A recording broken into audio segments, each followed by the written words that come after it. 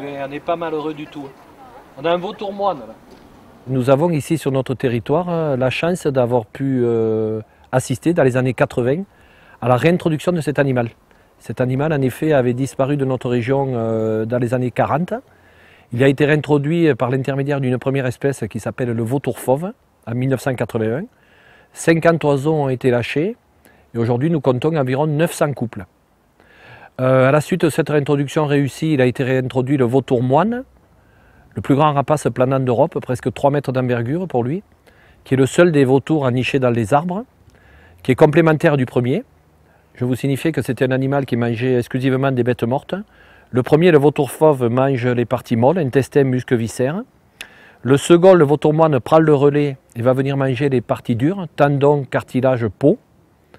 Nous en avons lâché 50 des vautours moines et aujourd'hui nous en avons 30 couples environ. Le troisième vautour est revenu tout seul, il s'appelle le vautour pernoptère, c'est un migrateur qui lui reste 6 mois de l'année chez nous et 6 mois en Afrique. Nous en avons que 3 couples. Lui aussi a un rôle complémentaire après les deux autres. Avec son bec fin, il va nettoyer la viande qui reste sur l'os. Et enfin, en 2012, on peut dire que la boucle est bouclée pour les amoureux de vautours. En 2012, il a été relâché le gypaète barbu, plus connu sous le nom de mangeur d'os. Cet animal finit le travail et mange les os. Il est susceptible d'avaler et de digérer surtout un os de plus de 30 cm. Donc le travail des 4 vautours une fois effectué, il ne reste plus rien des traces de la mort. C'est le nettoyeur par excellence. La maison des vautours, quant à elle, ici, a ouvert ses portes en 1998, donc une vingtaine d'années après le premier lâcher d'oiseaux. Et son rôle, donc, c'était d'informer les gens de cette réintroduction, car elle est quand même une référence mondiale. C'est la première fois au monde où on a relâché des animaux. On a démarré d'une colonie à zéro pour arriver à une colonie aujourd'hui d'environ, je vous dis, plus de 1500 oiseaux. Donc là, vous avez le vautour pernoptère. Là, vous avez le jeune. Là, vous avez l'adulte. Le vautour est un animal qui a une faculté de déplacement assez intéressante. C'est un animal qui se déplace sans quasiment utiliser d'énergie. On le qualifie de champion du monde du vol plané. Une journée, il est capable de planer pendant 8 heures et faire 400 km autour de chez nous sans quasiment utiliser d'énergie. Il n'est pas rare que des vautours de la colonie d'Écosse se dirigent vers l'Espagne et fassent en quelques jours un aller-retour vers l'Espagne. Et on a également un échange avec des vautours espagnols qui peuvent se retrouver ici. Et on a même des déplacements plus lointains. Les vautours ne sont pas migrateurs, à l'exception du vautour pernoptère, mais ils ont la faculté, ça s'appelle l'ératisme. Ça correspondrait en quelque sorte à l'adolescence chez les humains. C'est un besoin pour les jeunes d'aller découvrir d'autres territoires. Donc pendant 1 ou 2 ans, ils peuvent partir. Pendant cette période, beaucoup de mortalité. Et donc, à l'âge adulte, 4-5 ans, ils reviennent et c'est ici qu'ils feront leur reproduction. Vautour moine, le premier.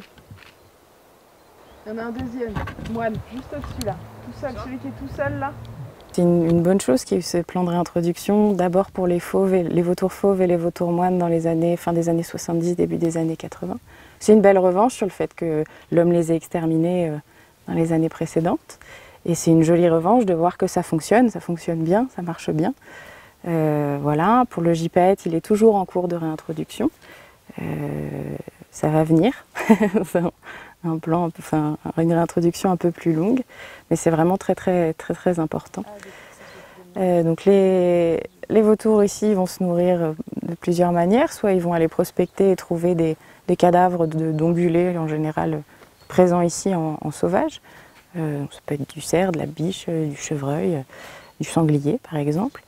Ce qu'on peut dire aussi, c'est que ce sont des cul-de-sac épidémiologiques. Ce qu'ils vont manger, ce qu'ils vont avaler ne va pas ressortir par leur fiente.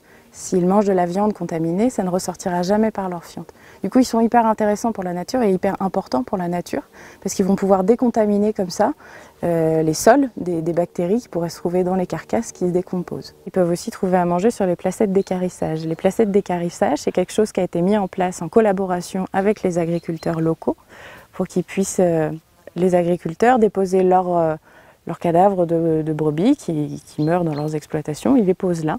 Au lieu d'appeler un équarrisseur qui leur demanderait donc un peu d'argent, ça te demande du gasoil pour venir jusqu'ici, ça peut prendre du temps aussi. Ils peuvent attendre 2 ou 3 jours avec le cadavre de leur animal sur site.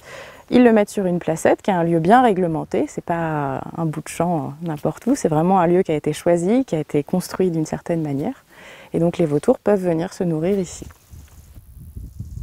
Dès que notre bête est morte, donc dans les minutes qui suivent, on la dépose sur la placette. Souvent, dans les minutes qui suivent, elle va être consommée par les vautours. Donc la bête, elle vient de mourir, elle est consommée par les vautours immédiatement.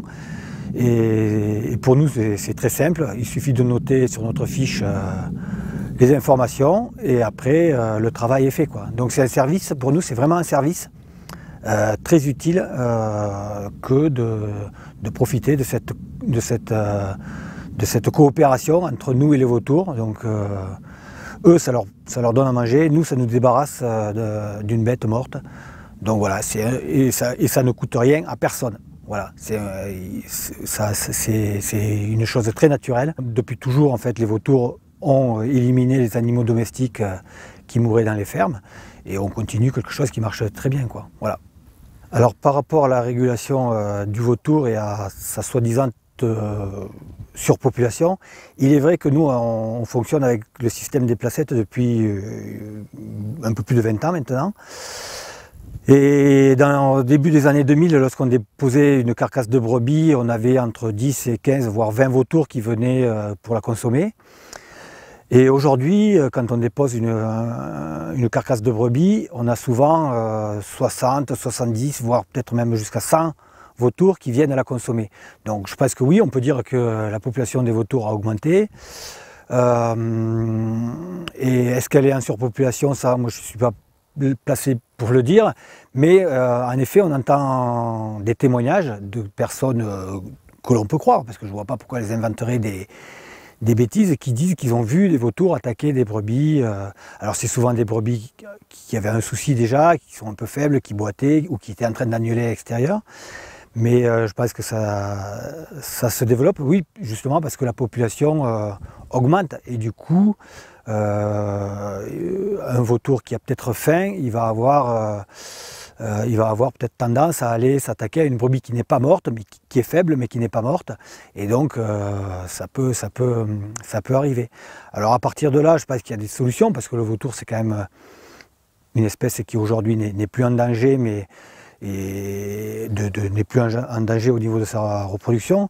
Donc à mon avis, il y a des solutions pour la réguler. Alors c'est pas ouvrir la chasse au vautour à tout le monde, mais ça serait peut-être par des personnes du parc ou de la LPO, à réguler peut-être dans les nids, à aller éliminer quelques œufs, voilà, pour éviter que la population augmente sans cesse et qu'on puisse réguler avec un nombre qui soit satisfaisant pour tout le monde. Voilà, ça c'est une solution. Alors je ne sais pas si elle est juridiquement faisable, mais je pense que ça devrait pouvoir le faire, parce que du coup on met pas en péril la population de vautours en faisant ça. En plus, c'est pas n'importe qui pourrait le faire, donc c'est que des personnes qui seraient assermentées et qui connaissent bien le sujet qui pourraient le faire. Donc voilà, c'est une solution qui, à mon avis, n'est pas compliquée à mettre en marche, qui coûterait pas grand-chose, ou rien du tout même, et qui contenterait tout le monde. Voilà. Nous avons la chance d'avoir été en 2012 la première vallée de France à avoir les 4 espèces de vautours qui existent en Europe. Voilà, le vautour est un animal qui se nourrit exclusivement de bêtes mortes. C'est un animal qui a la faculté de voir de très loin et il ne sent pas les bêtes mortes dont il se nourrit, il les repère à la vue. Un vautour est capable de voir une bête morte de 30 cm à une distance voisine de 2 km. Donc l'animal arrive très vite sur une bête morte. Et ce délai d'intervention sur une bête morte, des fois, entraîne quelques soucis de la part des agriculteurs qui pensent que le vautour a pu interagir et tuer la bête dont il se nourrit. Un vautour arrive donc, nous on le voit au quotidien ici, il arrive que sur des bêtes mortes ou des bêtes agonisantes en fin de vie. Il est également friand de placenta, donc il aime bien les placentas.